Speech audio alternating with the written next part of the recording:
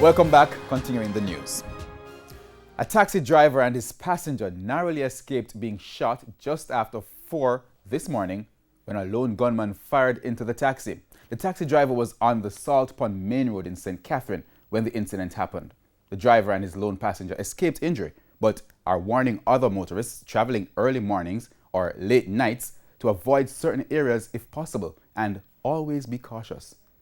Now, weeks ago, a video surfaced showing men with high-powered weapons stepping out into the street and firing into a moving vehicle. Now, a similar incident happened in this area earlier this morning. A single bullet pierced the windshield of the taxi.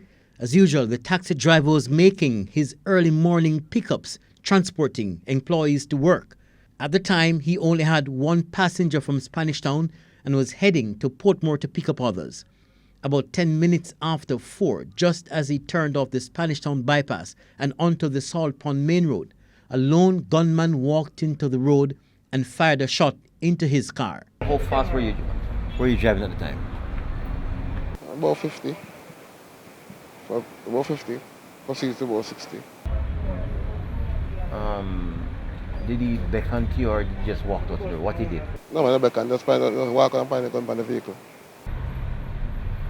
What was going through your mind at that time when he walked out? When he saw the man walk out, what was going through your mind?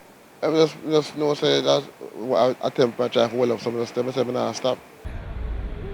Did you speed up at that time? Yeah, I'm getting more speed.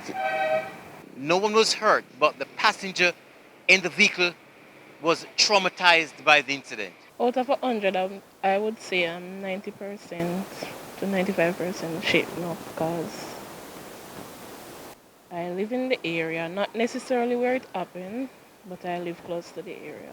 The passenger says she saw the man walking in the path of the taxi and alerted the driver.